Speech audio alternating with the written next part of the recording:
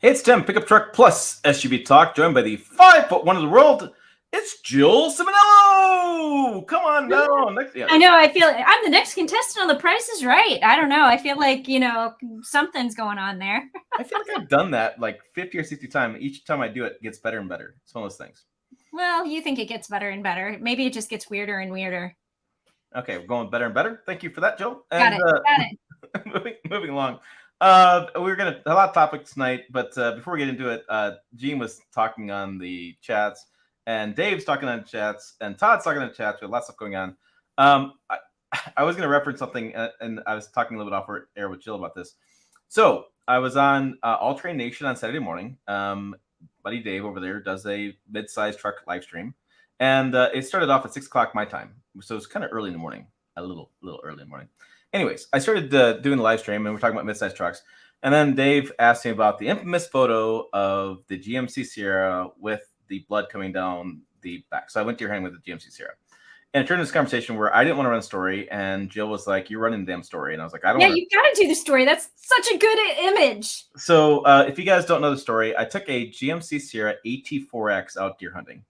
And I deer hunted in Nebraska. I deer hunted in Wyoming this year as well. So I deer hunt in the wintertime. And the GMC Sierra had that trick tailgate, the multi-pro, I think they call it in the GMC. It comes down multiple ways. I think it's multi-flex in the Silverado and multi-pro GMC, I think, if I recall correctly. Anyways, there's an inner tailgate, outer tailgate, and there's little steps and things. And it turns out that the tailgate, when it closes up, is not completely sealed. There's actually rubber going around it, and actually, I had blood coming up. People thought it was like a Halloween image driving by the house. Not real blood. These little trails offline. So so I was like, all right. So I had no reason, just timing. In Wyoming, I had a Chevy Silverado. In Nebraska, I had a GMC Sierra. So my brother and I are deer hunting in Wyoming. He comes up to Wyoming deer hunting, and we shoot a deer, and we take it in, and we clean it, and all that kind of stuff. We're done. Well, I had not washed that truck bed out of the Silverado, and it was totally my fault. I just didn't think about it. Lots of stuff going on, brother in town, all kind of stuff. And when they went to pick up that Chevy Silverado, apparently they didn't wash it. Apparently they sent it straight to the auction house, and the transport company had to come pick it up. And the transporter, basically, the press fleet guy had to convince the transporter it was not human blood, it was deer blood. And so there's conversations about it. So yeah, I kind of got in trouble a little bit of that, because he's like, "Hey, we don't mind if you take our truck deer hunting." Like GM loved it. Like GM should do that, but they're like, "Please spray it out." So I get the Sierra, and I'm like, "All right." So I spray it out. So 30-degree temperatures out there with a hose, and I'm spraying the damn thing out at the power wash, and I get it to where I think it's clean as best I can. And I put the tailgate up, and I still have like this diluted blood. So I spray it again. So it sat in my driveway for like 4 or 5 days, or probably 4 days till I picked it up. So I thought I had completely clean. And so I get a phone call about a week later from the press office, and he goes, "Yeah." He goes, "Is everything good?" He goes, "Yeah, everything's fine." He goes, "I just got to tell you something, that we had sent your truck off to another journalist in Utah." And the journalist said, "Oh, there's a little blood in the back. Did Tim have this before me?" I was like, how do I have reputation for deer blood in the back of a truck? Like, where did this reputation come from? Like, I wasn't trying to do this, be that guy. And I honestly, sincerely power washed the heck out of this thing. But apparently word got around. And I will tell you that on the GMC Sierra, Jill and I were discussing it, because that's a really cool photo of the blood trail. I thought I didn't publish it. I thought it was just kind of funny. It messaged back, whatever. And she was like, "You have to do the video." So I went and did the video. You got to do the story. Yep. And it was not. I did the NSFW. I was like, just not safe for work. Yeah, just be aware. I know people. This is a conversation. People get freaked out anymore. They think they can go to the grocery store and get their meat, so they get going out the woods to get their meat. And so I did the whole thing. And so I did the video. I sent it to GM, and GM freaking loved it. I mean, I have GM engineers that come up to me now at events, and they're just like, "I love that video." Like, they just freaking love the video. So yeah. So apparently, yes, yeah, so Elliot. So apparently, I am the deer hunting auto journalist. It's like, I don't know. No, they didn't make me buy it. I didn't buy it. They sent it off to get to when we get done press loans, they go off to auction. So I didn't buy it. But yeah, I just was like, yeah, like, no, it's one of those things. So apparently, if you have a multi-flex or multi-pro tailgate with the GMC or Chevy Silverado, you need to wash that sucker out completely. Like I even took it down really, really well because it just gets stuck in all the little crevices. I was getting pissed. It's freezing cold. It's November in Nebraska. We had a really terrible winter this year. It's still going on, really terrible winter. And I'm out there, the power washer, getting like sprayed my face. And I had the seat.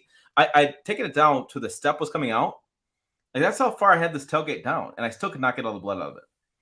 So I think they need to recall that truck and fix that. That's all I'm saying. Another Tim-inspired recall. Right. I'm just like, what the hell? So yeah, that was the story behind the scenes. So Dave asked me about an All Train Nation on Saturday morning. And so we literally had 20 minutes talking about deer hunting because the other thing I did two other things. I've done some funny things with hunting because it's wintertime in Nebraska. What else do you have to do?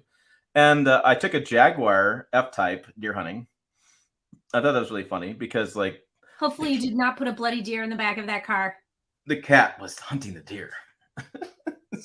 No, actually, I on that one, and then I took an Infiniti QX60, I think it was, deer hunting 55, whatever.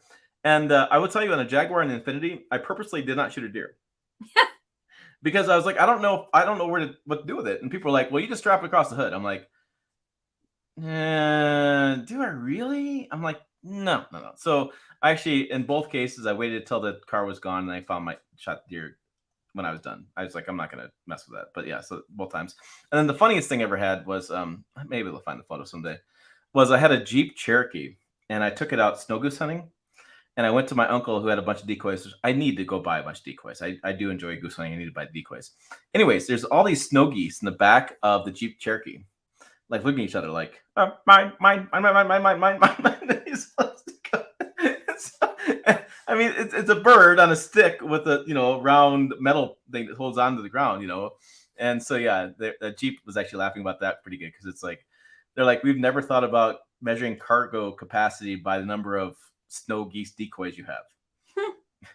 I'm like, I don't know Cinnamon is a unit of measure, but snow duck decoy is not a unit of measure. Right. And so yeah, so it was I don't know, fun times. All right, so back to the whatever live stream topics. Yes. Let's see. We're talking about tonight. I'm looking at my title. Oh, the 2023 full-size truck most reliable video went out today. Jill edited the story that went out a couple days before. And we do this every year. Well, we try to every year as look at reliability. And I want to ask you something because our one of our colleagues was making fun of predictive reliability, calling it basically witchcraft and a crystal ball. Okay. And we've done, what is this? How many years have we done this now? All right, this year 3? We're going on my 3rd year here. Yeah. Yeah. So you did 2021, I believe, maybe 2022. Yeah. So you've looked at this data and you've looked at the stuff and you've done reliability stuff. I mean, I think predictive reliability, I know it's a little hooky because you don't know what's going to happen in the future, but you definitely need something, right? Well, I think the Consumer Reports data, which is the primary source that we look at, is not just based on like recalls or complaints or what, like carcomplaints.com or whatever. It's real feedback from owners that feed into that. And they look at it over a number of years. So it's not just, okay, how did last year's truck do? And so I like how they do it because based on like last year's data, they predict how this year's truck is going to do. Will it be reliable or not reliable? And I mean, sure, there's a little bit of smoke and mirrors involved. There's a little bit of I was going to say like not this, but like a crystal ball where somebody's like, looking at it. But yeah, I mean, it's predictive. That's the point. It's predictive reliability. And the heart wants what the heart wants. People are going to buy what they want to buy. If somebody wants a Toyota, looking at the predictive reliability isn't going to sway them from buying a Toyota Tacoma, even though it was like number 3 on the midsize list. Wait. Midsize list yet to be released tomorrow, but we're not going to tell you what's number 1. It's like 6 a.m. It's going to be online. That. Jill with the teaser. But yeah, so it's one of those things where it's like, okay, yeah, it is a little bit of woo, but you have this body of data what do analysts do? That they look at a body of data and then they make predictions, and that's what this is. And so I feel like Consumer Reports is pretty solid, and and the heart, like I said, the heart wants what the heart wants, and you're going to buy whatever you want anyway. But if you're not tied to a brand or a truck and you're thinking about, okay, maybe I want this truck to last me 10 years, just complain into it. Yeah. I just was surprised. I've been doing this, I was thinking about the other day, 12, 14 years, something like that. I've been doing covering automotive and covering trucks, not as long as Jill has. Jill's been doing it since she was 4. So I've been doing it for a long period of time. And I will tell you, Ram has always been the example of the worst reliable truck. Yeah. Always been the example. And for them to have 2 years in a row of being the most reliable full-size truck from Consumer Reports. And I know there's a lot of criticism on this channel about JD Power, but look, automakers love JD Power as well. They love learning the data. They actually buy the data from JD Power. And for them to finish high on JD Power's reliability rankings as well is just impressive. It's just, I mean, if there was any brand that needed to make the biggest improvement, Ram is a brand, and then they did it. Yeah. You know what I mean? I mean, it's like they were so bad for so long, and all of a sudden they have really hammered down on it, and I was really impressed by that finding. Yeah. And they've managed to maintain it. So, obviously there's a couple of years worth of data there that is backing it up. And yeah. And I mean, it was new in 2019. So they've got like a lot of the kinks worked out and that kind of stuff. So they needed it, they got it. And I just am always surprised how people still like in on my TikToks or social media, people are still like, Ram isn't reliable. And I'm like, isn't it? Yeah. Go look at the data. Because the least reliable trucks we usually see are from GM. I know. What is with Consumer Reports like hating on General Motors? Like so not only did they finish last again this year in full-size reliability, but 2 years ago we ran a story where they were the least reliable full-size truck. And the thing is, Consumer Reports wrote that out. They wrote, because they were like, GM is the least reliable truck. I mean, literally, Consumer Reports was like, do not buy this truck no matter what happens. And it was like, holy cow. It just was crazy. Yeah. Yeah, there you go. So deep thoughts of Jill. So I want to stick away for 1 second because I have an interesting topic for Jill here, and I need to do a video on this. And I literally thought about this the other day. So Failsafe says, Tony must listen to you. My 2023 I just got has heat around the whole steering wheel. My question for you, Failsafe, is what trim level do you have? So I picked up a Toyota Sequoia TRD Pro. I did the video the other day with my kids. It was a fun video. As the kids really, the thing people don't understand is my kids are begging to be on the YouTube channel. Like they want it. This is what kids do. They watch YouTube all day. They want to be on the channel. So I get in Sequoia, and of course it's stupid ass cold here in Colorado. I picked up in Nebraska, and I put on a heat steering wheel button on the Sequoia. So I turn it on, and that son of a gun is hot all the way around. Limited outside is not hot all the way around. I remember the comments now in my head. People with TRD Pro, TRD Platinum, or 1794 said their steering wheel is hot all the way around. He says Platinum. So here's I still have my automotive grade heat gun that I bought, and I'm thinking about, I really need to go outside because I still have my Tundra because I keep trying to sell it, but I keep finding new story ideas for this damn thing. But I want to go out and do a video because I'm like, I wonder if they're cutting corners on lower trim levels on a heated steering wheel, which is just bizarre to me because it's a $50 upcharge. Like, why would you? But the bean counters in my head say, why not cut out the extra 2 sections there? We save a nickel per truck, and nickel adds up if you build that much volume. And I'm like, yeah. So I have more thoughts on that, and I hate to beat a dead horse, but I was shocked driving that Sequoia and having a heated steering wheel all the way around. And now I'm like, I'm going to do it. And then I'm supposed to get a capstone in a couple weeks, whatever. And I'm going to freaking grab my heat gun again because there's something going on there. And that's just, I don't know. It's I do get annoyed when the heat isn't all the way around. And I'm driving a $36,000 Kia Niro hybrid this week, and the heat is all the way around. So if a Kia Niro can put heat all the way around the steering wheel, a full-size truck that costs double that can as well. Yeah. And I just was like, it made me question my sanity. I was like, am I going crazy? Yeah, chip shortage. That's what I thought about too. Like chip shortage would be the button. The heated steering wheel has got to be. My guess is it's heat tape. So heat tape is where you wrap your pipes with tape. Then when you plug it in, the tape heats up. So to me, heating steering wheel should be just basically heat tape. But I mean, maybe it's a supply chain issue. So they just didn't have enough heat tape, and they were doing it where people should be holding their hands at 9 and 3 when they're driving. Yep. And so maybe not necessarily chip shortage, but maybe supply chain shortage. I tell you, I'm half tempted to buy a limited steering wheel and just take my knife to it. And it's like, no, I'm way too far in the weeds. I'm just curious now because I'm like, that is just crazy. Yeah. One thing about Ram, did they change assembly plants? They brought the heavy duties back from Mexico, but that was a couple years ago, I think it was. Yeah, and Dave Zani says Ram has had one hell of a turnaround. They really have. 2019, they blew the doors off. That's kind of crazy. Yep. Let's see. New factory. Yeah. Yeah. Dave did a story on a GMC Hummer, which Jill's going to drive the Hummer EV in a couple weeks. The SUV. SUV, excuse me. Yep. SUV in a couple weeks. But yeah, the Hummer has been a really interesting rollout. Lots of stuff on social media about that, and lots of stuff, interesting. All right, let's dig in. I don't know. There's still a few things I want to talk about. So Toyota's new Tundra has had a ton of issues. I don't agree with that. I did a video on the wastegate and how that turned out to be nothing.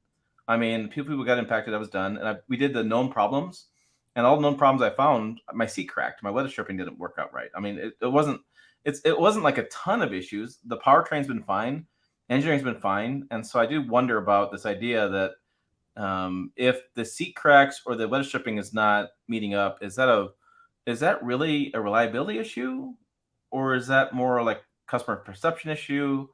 Like, I do wonder about that. I don't know how people are like. I'm not calling out Nick here. I'm gonna start his comment. I'm not calling him out. I'm just really curious now. What are we calling durability versus or reliability issues versus initial quality? Initial quality. That's a JD Power term. Or inconvenience like that. I don't know. No, I mean I don't know. What constitutes reliability? Is it everything that has to do with what makes the truck? Is it what makes the truck go? So it's only got a reliability issue if it, if something happens to the engine or the powertrain. Is it, because it's certainly a quality issue, but I don't know if it would be a reliability issue because your truck is still going to drive if the seat cracked. Yeah. Well, and so JD Power does this where they point out like the issues they've had, and they actually talk about them. And like number one issue on Live's brands is infotainment system. Yeah. My cell phone won't connect. Well, is that a reliability issue? It's like your cell phone will connect, but you don't know how to do it. Right? It's like, yeah, I'm confused by what are we calling reliability now, and what are we calling issues? I don't know. It was just interesting. Oh yes, they're talking about Tim's kids were so funny clowning the dad. Yeah, my kids love it. Oh yep. So wait a minute. Failsafe has a heat gun too. Yeah. So here's the deal. Failsafe. I'm gonna get the viewer involved. Send me an email at tim@pickuptrucktalk.com. All you gotta do is take your cell phone in your hands and take the heat gun and just kind of go around the steering wheel and take different measurements and see what your measurements are. And I'll compare them to my limited. And you know what? I may be wrong. I've been wrong before. I'll be wrong again. What? But I swear to God that steering wheel does not heat up all the way. 7:19 p.m. on Monday, February 27th. Yes. Tim admits he could be wrong. Oh, there's a question about changing suppliers. That's the thing that I thought was really interesting with that reliability video I did. Was I told people, look, I said people never want to buy the first year model, and my dad worked at General Motors doing model year changeovers, like 22 to 23. He always told me there's a 1-inch thick binder, 3-ring binder full of all the parts changes happens every year because suppliers go off and suppliers change and that kind of stuff going on. And so, hold on, we have to take a temperature after a set time so it's equal. Yeah. Well, so you can't just turn it on and like do this. You have to like turn it on and like wait and then for like 5 minutes and then take the. Yeah. So you both have to do it at the same agreed upon time. Okay. Is it 3 minutes? Is it 5 minutes? Is it 10 minutes? Yeah, well, so 5 minutes. Make sure it's nice. It's on. It's working. It's good. 5 minutes. 5 minutes fail safe. So, anyways, there's always multiple changes whenever a vehicle comes out, and so there's always lots of changes happening. I forgot my train of thought. I totally forgot it. Sorry. Freaking curveball. Curveball. You just changed topics Oh too fast. no, there's a thing about suppliers changing. So supplier steering wheel change. I interviewed the guy from Chevrolet, Kevin, and he talked about Tim is never wrong, Jill's always right. Yes, or never wrong. Yes, yes. So Jill's famous saying, "You're not wrong," and I'm like, "Am I right? Am I not right? Yeah, No, you're not wrong." right. It's the weirdest thing. It's like passive aggressive. So No, that would be aggressive. and he was talking about during the model year of the 2023 Colorado, they're going to change the oil pan construction during the model year. So that's going to be a change. I don't know. Things always change. Things happen quite a bit. Okay, I drive around, warm up cab to 70, then measure. Okay. All right. I will do the same thing. You send me your video, I'll match my video to your video. What's on tap? No, I'm just having Jay wants to know what I'm drinking tonight. I will tell you, I have switched to a Coors Light because I've been running. I've been training, as Jill's seen in my watch updates. We're linked to the watch things going on.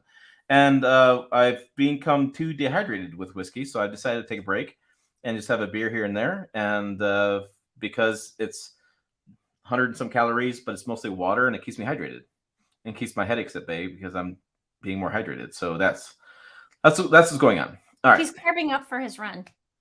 Yeah, I ran. I'm now on my 4th training run. I've finished 4 now. I'm working on 5 in a couple days. Ask me how many times I've tried golfing. Yeah, you bet. You're still at 0, right? So I will say this. I think the people need to shout out to Jill in the comments. Tim is doing a thing. Tim's working on 100,000 subscriber thing. He's actually trying. He's actually working out. He's doing things. Jill's doing a whole lot of nada. Jill's laying a big goose egg. Hey, I'm just gonna show up. It'll be fine. Yeah. So here I am, busting my ass, and Jill's gonna show up with a little putter and just putt around the course. Yeah. And bitch about the whole time. No, I won't bitch. I'll laugh. I will laugh hysterically. Whoop! I missed it again. All I'm saying is, hey, the gauntlet's down. I'm trying. You have to try.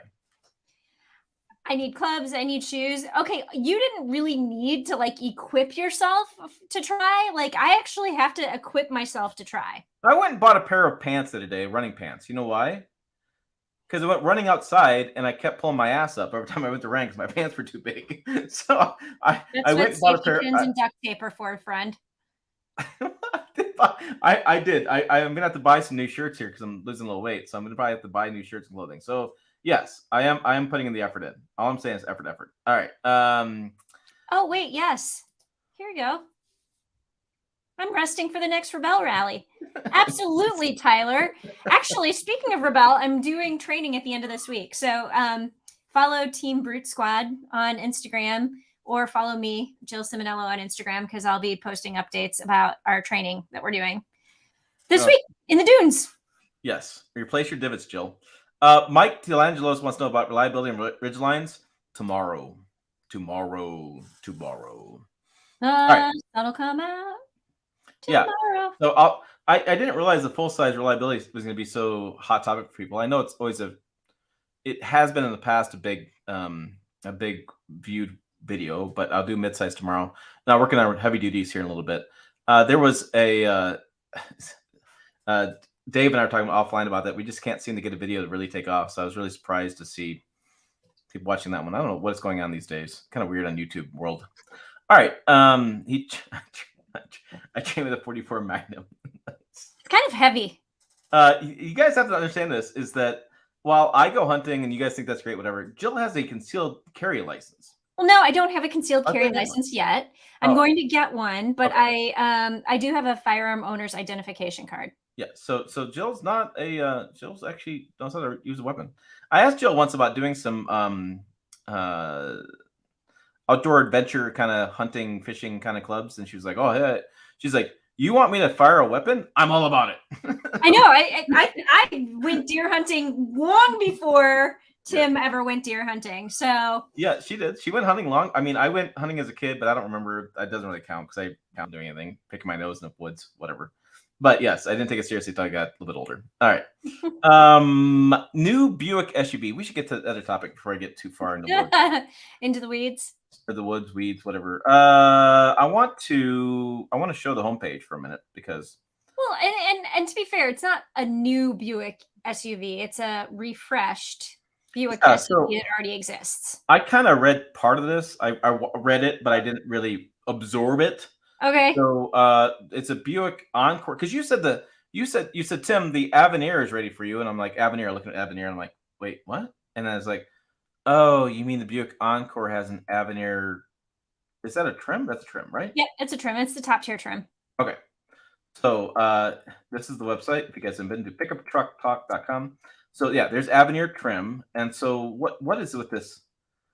I'm going to show the cockpit. So we're looking at the cockpit for the moment. So well, so a couple of the big things on this vehicle. First, you've got this nice swath of glass here. We've seen that on Cadillacs.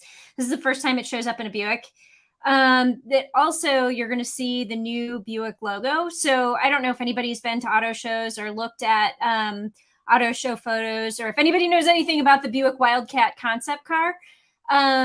That's where they debuted the new logo, but it was just on a concept. So this is the first production vehicle that actually gets the new, it's kind of like really modern looking open logo. So the really funny thing to me though, looking at this is, okay, I want people to comment. Looking at the nose, yeah, so the logo looks really cool, but looking at the nose of the Buick Encore GX, what other SUV does it make you think of? There is one very clear SUV that pops into my head that it looks like, and I can't make it go away, and I don't know why Buick would do that, because I actually liked the design of the old Buick grille, but this nose looks like, yeah, I mean, the headlights are different, but the grille and the shape of the nose looks like another SUV, and I'm just like, why would you do that? Because it's not even a high-end SUV. And yep, you guys are all getting it. Thank you. It's the Escape. It's the Ford Escape. I mean, it looks like the Ford Escape, except for the headlights. I'm like, why would you do that? I'm getting like this marine animal vibe. Like I'm getting like this whale or shark like vibe to this like a guppy. I don't know. Something like this. I mean, it looks like a damn fish. I don't know. But yeah, that is like the most unflattering angle of this vehicle. The side profile is kind of nice, but the nose, I don't get it. I don't either. By the way, we've tasked our website development team to get a new gallery going on here, so we're working on that. I hired a team a couple months ago, or they started this month actually. We have a list of things we're working on. That's not bad. Side profile. No, and so the blue one is the Avenir trim. So yep, you've got some more chrome on it. Nicer wheels. The red one is the ST, so that's the sporty version. But I don't know. I mean, it's just yeah, we're both like But I like the general idea, and the interior looks nice. I think the interior is spot on, and I like the new logo. You'll get wireless, Apple CarPlay wireless, Android Auto, all that good stuff. I'm sure it'll sell well in China. That's the inside joke. The only reason Buick exists because of China. Because apparently in China, they showed old 1970s and 80s American movies. And people thought that Buick was a luxury brand for the United States back then, because that's what you saw in the movies. Right. Yeah, it's Baby Shark. No, all I can think now, thank you, Gene, is Baby Shark, Shark, Shark, Shark, Shark, Shark, Shark. Oh, here we go. No, it's a 1.5 liter turbo sewing machine engine. Yeah, I don't know. That's kind of funny. All right. That's the Buick, which we'll probably get a chance to look at in showrooms and maybe actually drive one. I get a Buick, I think, once every 3 years, maybe 4. I mean, they usually come into the Chicago fleet when something new is going on. So I imagine that will come into the fleet. And Dave's saying that Buick in the 40s was a high-end car in China. Okay. Interesting. But I mean, Buick once upon a time was more high-end than what it is now. It's funny because I grew up in Buicks, My dad used to work for a pharmaceutical company, and he was first in sales and then in research. And as a part of his job, he would drive a lot and go to different hospitals and universities to set up studies for phase 1 drugs, if anybody cares or knows what that means. But at any rate, he drove a lot. So he got a company car, and he always chose, like, you could get a Chrysler, he could get a Buick. So, I mean, not, your Cadillac level, but he would get like the Buick Park Avenue, Buick LeSabre. Yep, remember LeSabres growing up. Yep. Yeah, and I remember when I learned how to drive, he got the Buick Regal because the Regal was smaller, and I was insured on his car, so I was allowed to drive his company car, whereas my mother's Chevy Beretta, I was not allowed to touch. So, for good reason. What's a sedan? Beretta. LOL. Right, most of America. Yeah, I don't know. It's one of those interesting things. All right, let's move along. Last topic tonight before we delve into all the comments. We spend half an hour talking about stuff in the comment description. Okay, come on. We've talked about the first topic. We've talked about the second topic. We have like how long we still have like a half an hour to go and only one topic left. So what are you talking about? Like, we're not going to get to everything. No, I'm saying we're going to get to that. We're going to get to a lot more stuff beyond that. Okay, well then, like, why not pepper it in? Well, I kind of mumbled transition. I mumbled my way through that. That's fine. No, all right. It's been a long day. General Motors slows truck production. If you haven't seen the story yet, they're going to idle the Fort Wayne assembly plant for 2 weeks to, what was the quote, to manage existing inventory levels. So basically, they have discovered that they've had too many trucks on dealer lots now, which is a random weird thing, because I think it was last October, people were waiting months and months to get a truck, and now they have too many to slow down production. And there's a lot of discussion from experts saying that this is good business, but it's also kind of bad for consumers because incentives on the hood are maybe going away because you don't have the drive to sell, to move these products, the inventory, right? So if you have less inventory in dealer lots, you don't have to put incentives on to move the inventory. And so why not idle the plant, not build up some inventory? This is a very interesting discussion because during COVID, you couldn't get these trucks anyways. And now you really can't, with supply chain shortages. In Europe, they're accustomed to not going dealer lot and driving trucks, vehicles. They're accustomed to custom ordering them. And so now there's a lot of debate going on. Is GM being smart with this?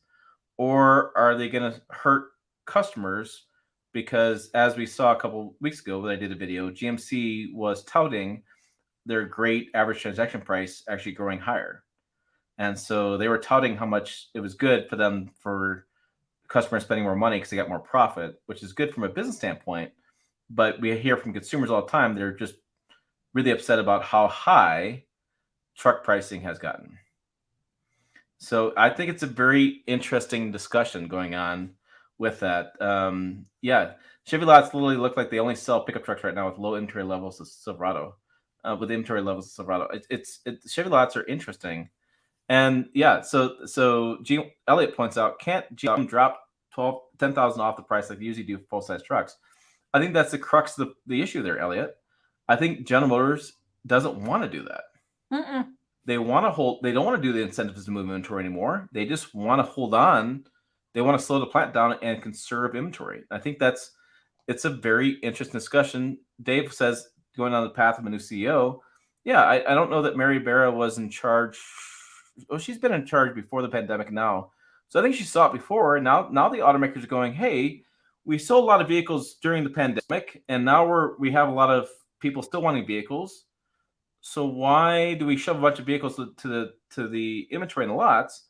Why not just slow down production and keep our profit margins high? Which from a business standpoint makes sense, but from a customer standpoint really pisses me off because you want to go deal a lot, you want to check things out, you want to open the hood, you want to slam the door, you want to drive it, you want to experience it. You want to look in the glove box to see if it can take a slide-in camper. or now you're just like, well, now you can't. So I don't know. To me, it creates bigger importance of auto shows, right? Mm-hmm. Auto shows, you can go and do things. Although it's interesting, I had a friend, Keith Allen, he's a friend of this channel, and he's got a YouTube channel as well. And him and I are talking on his Facebook about He went to the auto show in Cleveland, I think it was. I think he went to Cleveland, and he was like, "Man, all these new trucks cost so much money. It's just ridiculous. It's too highly priced."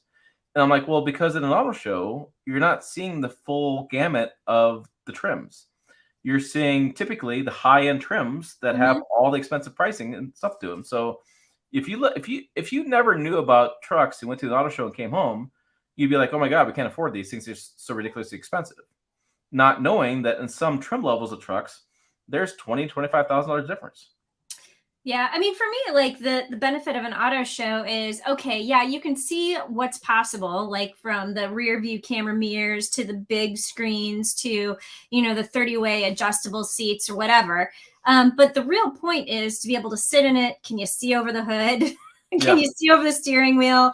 What is your visibility like? How, if you adjust the seat for your driving position, how does that feel? A couple of years ago, I took my friend Dan Ashley and his wife Marcia to the Chicago Auto Show because they were looking for a new mid-size SUV, mid-size small SUV, and she has MS, and so she really needed to see if she could get into the vehicle. She couldn't sit in anything too high, so they were really interested in the Honda CR-V. They did not buy a Honda CR-V because Honda was not at the auto show. They ended up buying a Hyundai Tucson. And I will tell this story until I am blue in the face, because that to me is exactly why auto shows need to happen and every single effing manufacturer needs to participate. I feel like mic drop. I know, I'm like, there you go. She's got her mic in her hand. I won't actually drop it, but yeah, mic drop. Yeah, it's I think it's very important. I think customers, if you don't know the industry, and that's why I guess our YouTube channel does really well, and people read our stories on pickuptrucktalk.com as well, because it's hard to understand. It's hard. I mean, it's even tough for me at times to really understand everything changing in the marketplace. And I'm in the market all the time, and I'm constantly, studying the market. There's a lot of stuff going on. Acceleration Rules says, "I never see basic trucks. Everyone drives a High Country or King Ranch," and I would tell you, I know why. I absolutely know why. I bought the Silverado High Country because I wanted all the features to be able to review them for the journalist, but also the price difference. Like, it was $100 more a month for High Country versus the base trim.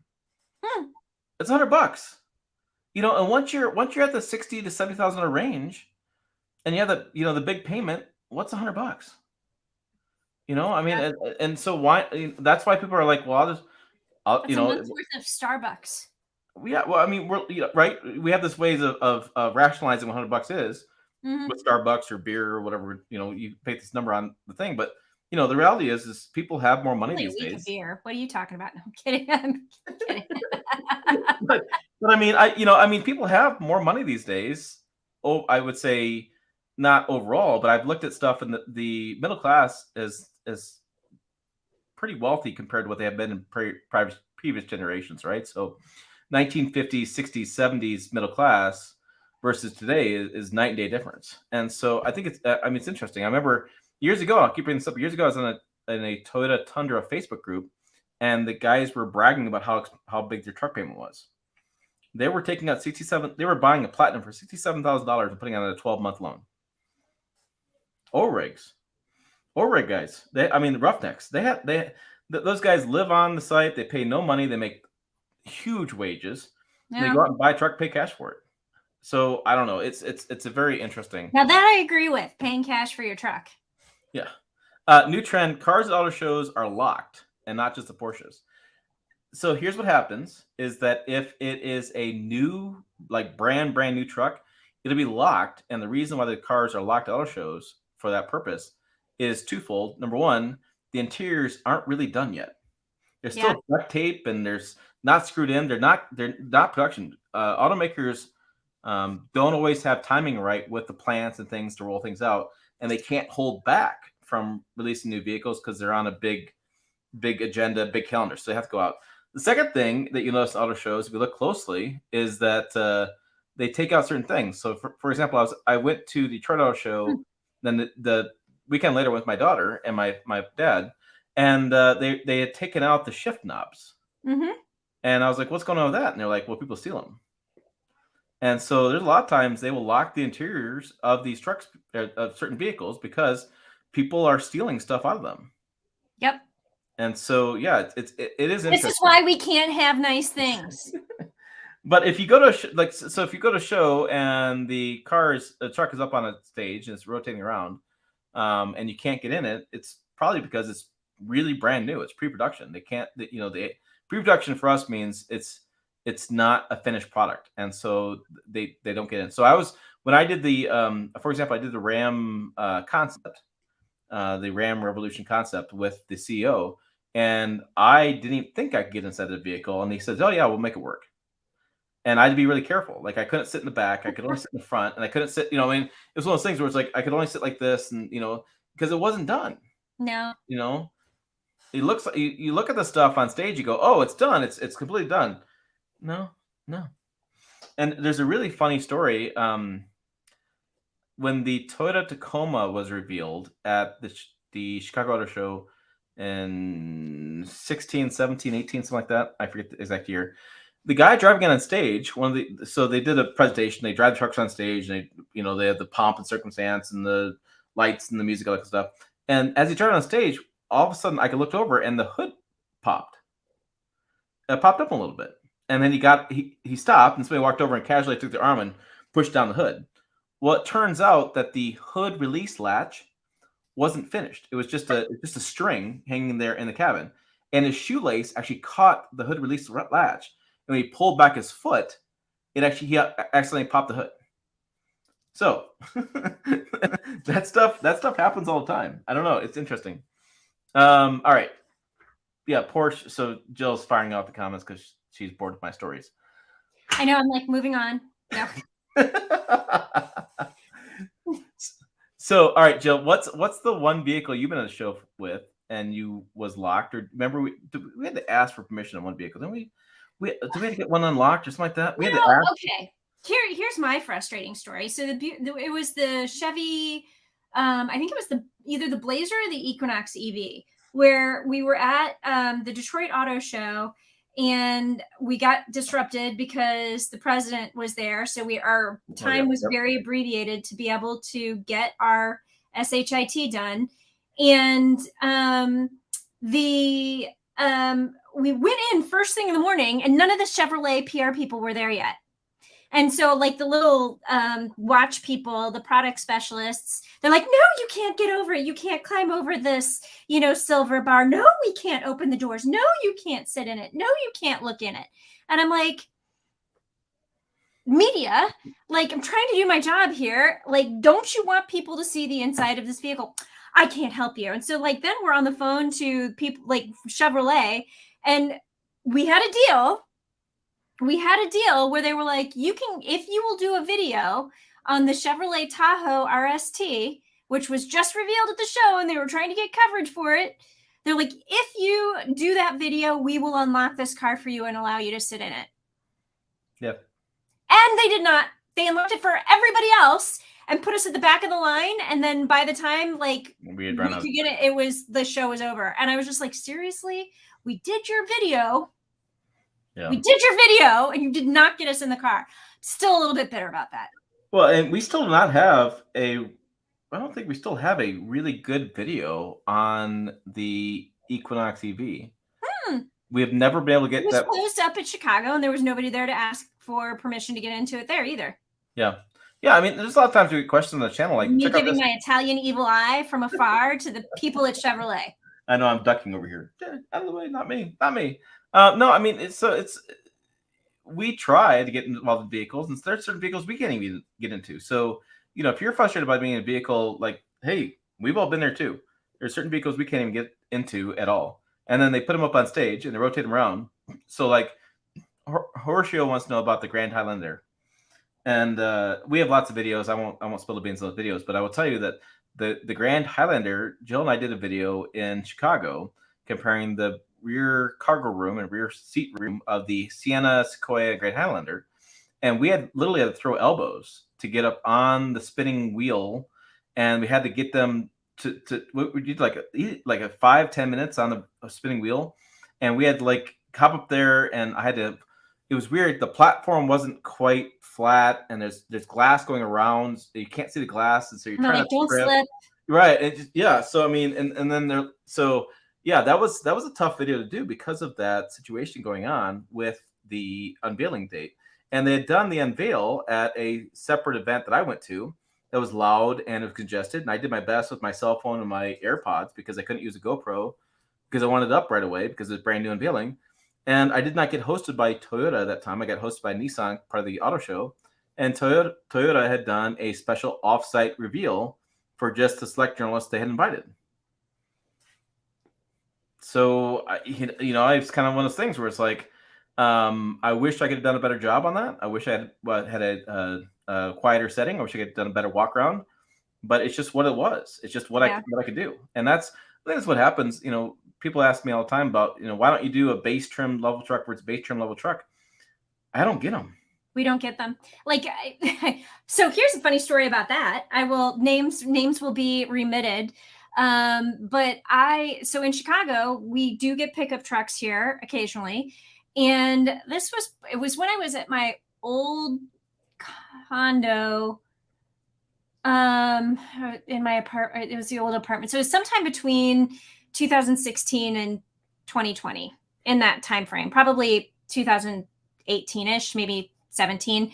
I got a Nissan Frontier with a manual transmission and crank windows, and posted like picture because like never do we get that kind of a base trim. I was like stunned, and posted the photos, and it was like really beaten up on the inside too. And I didn't point out that it was beaten up, but I was like, when was the last time you've seen crank windows on a vehicle? And all of the comments were like, that looks really beaten up for a media vehicle. How many miles are on it? Blah, blah, blah, blah, blah. And I was actually asked to remove the photo. And I was like, no, I'm not removing the photo. But the person who ordered that into the fleet actually got in trouble over that. Yeah. So I've never seen a base trim since. Yeah. No, I mean, that's, and it happens. I hate to give you any idea it doesn't happen that way, but that literally happens. And we get phone calls. I've gotten phone calls about my coverage before. People have been pissed off about stuff. Happens. Dave's out here. He's doing a Bronco. Tonight's Bronco night, so he's doing a Bronco live stream. This is you can go there from here after that, guys. Yeah. This is the best. I am dying at the moment. I got to put this on screen because for a couple reasons. So, Grandma's Country Life, which is a great name for a YouTube sign-in, says we want to see the deer video with like 7 exclamation points. So, Grandma's Country Life wants to see the deer video. That's fantastic. The combination of Grandma's deer? Country Life and deer punting is just So look, I can see Jill's eyeballs. She's already she opened the window up. She's looking for the video. No, I'm not. Would you like me to find it? I'll find it. Well, you keep talking. I will look on my phone. How's that? And then I should be able to put it in the comments on my phone. Rod Good, he asked a question. Does the Trail Boss Colorado track width increase come from different A-arms and rear diff width or wheel back spacing? I'd never thought to ask at the event, but I looked at the press release again, and it said a wider chassis. So a wider chassis to me means longer control arms and longer rear axle width or rear width backs. I don't think it's wheel back spacing. I believe it really is longer. It's a wider chassis. I do need to get an answer on that one. I will. I'll follow back with you when I can. When do you think the Lexus TX will be released? Have we even seen that yet? We have not. But I think now that the Grand Highlander is out, New York would be my guess. Yeah, because that's the next auto show that's coming up in April. It'd be New York, or it'd be in the summertime when in June they've done the Toyota HQ Confidential, where they've shown off some new reveals there. They've done kind of their own auto show, so it could be there. But yeah, I haven't seen anything good yet. So Rod, that's the best I got for you, buddy. I don't know the exact answer, but the press release states wider chassis is what the deal is. Okay, there was another question up here. Oh, Dave, I want to point out Dave said something. Viewers have no clue how hard it is to get space for walk-arounds with other press pushing in. Jill and I have done a lot. Jill did her VW Atlas and Atlas Cross video the best she could. And she was talk about like a giving evil eyes. Mm. Well, and the problem is the media is still split between writers and videographers. And some of us do both. Some of us write and do videographers. And the problem is that the writers just want to get in, open the doors and shut doors and hop in. They don't care. No, but they get in your way while they're doing all of that. Right. And so doing video is just, it's really difficult at those times. So automakers have actually at times done video only waves of first press drives, because all the video guys want to do is go over and pull over and walk around the vehicle and talk about it. Like we don't need to drive for 4 hours on some off-road trails. We need to do video. We have to get video. And so there's a whole thing. Ram Dakota seeing showing up at a dealer, showing up comments quite a bit. Did Ram show the Dakota dealership for ideas? Not until March. He said the dealer meeting was going to be in March. So yeah. I expect some dealer to leak the photo is my expectation. And I expect or some dealer will leak the photo. Yeah.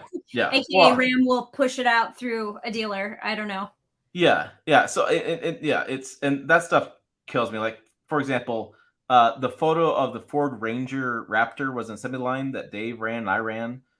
Dave ran a video on it. I didn't run a video, but the next day I get spy photos, and there's this new Ranger Raptor uncovered sitting outside by a Target. Like, and there's no cars around it at all. And I'm like, so obviously they called up somebody and said, hey, we'll meet you here at this time. You guys get 25 minutes. We're going to go on for Target will come right back. I mean, it's like, come on. It's one of those things. Our dealership lots finally filling up with new stock. It's something we talked about earlier on underscore was that no. And that's kind of the way automakers want it. They don't want lots full of vehicles anymore. They want to cut production, which is why GM is slowing down truck production. I do hope that GM is doing finishing off their near builds. Yeah, let me say it. Near builds. When I was at the plant in Fort Wayne, they had a bunch of trucks sitting around the plant, and they were like, "These are near builds. They're still waiting for a part." I can't say that word. Can I? I screwed near builds. Near builds. So yeah, they're actually hopefully going to finish those as well.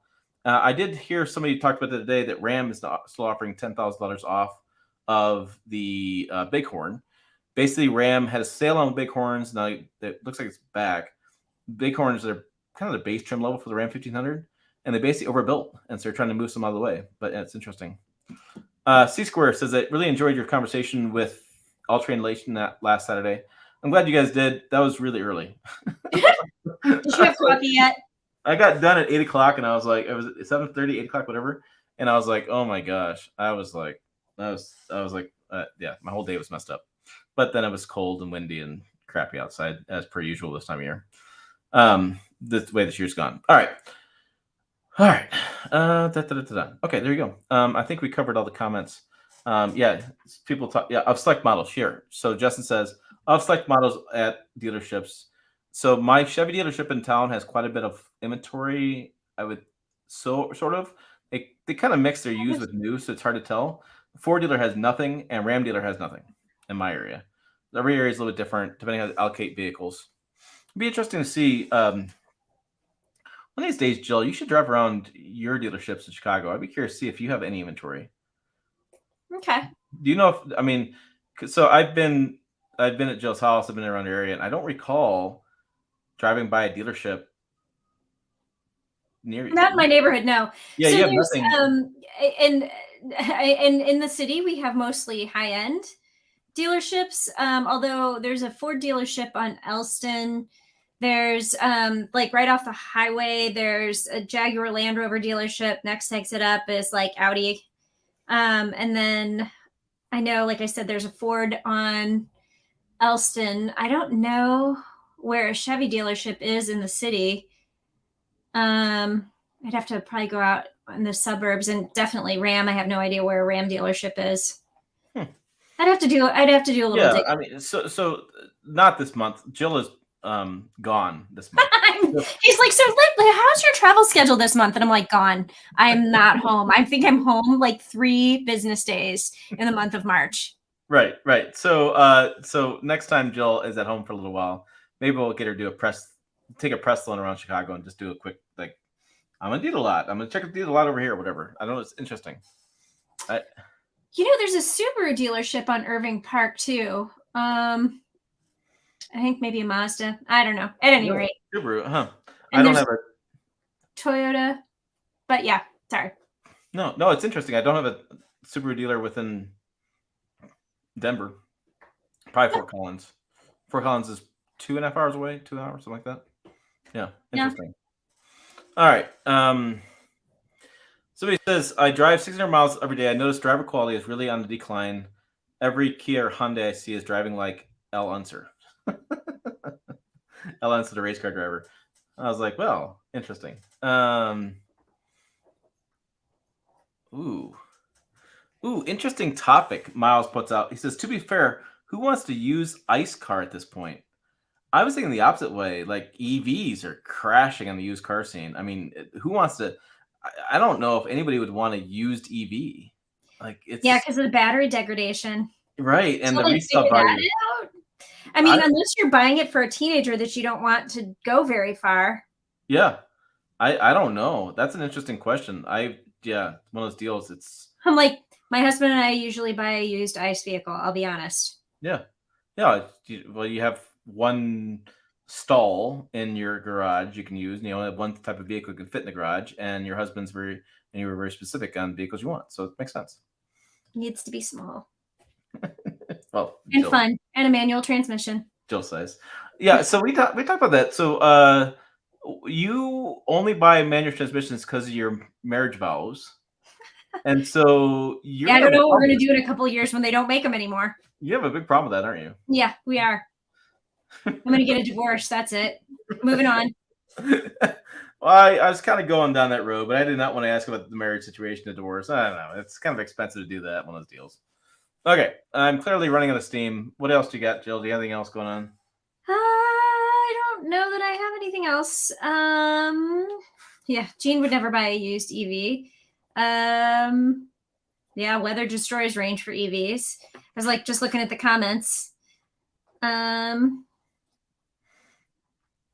Elliot's looking at used ICE vehicle right now to buy at some point. I'm getting a bit discouraged. I can imagine that. Yeah, I think it's going to be another couple years until the used car market comes back, frankly.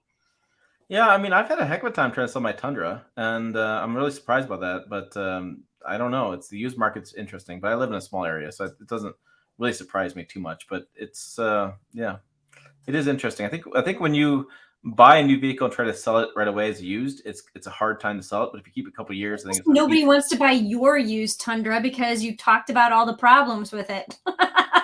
Most of the problems got fixed. Did they? All right. I think that's it for tonight. Follow us more on pickuptrucktalk.com, website, YouTube, Facebook, TikTok. I've been posting on TikTok lately. Instagram, Twitter. Yeah, all those places. Yeah, check those out. Check out Jill's channel as well. As always, thanks for watching, guys. We will see you down the road.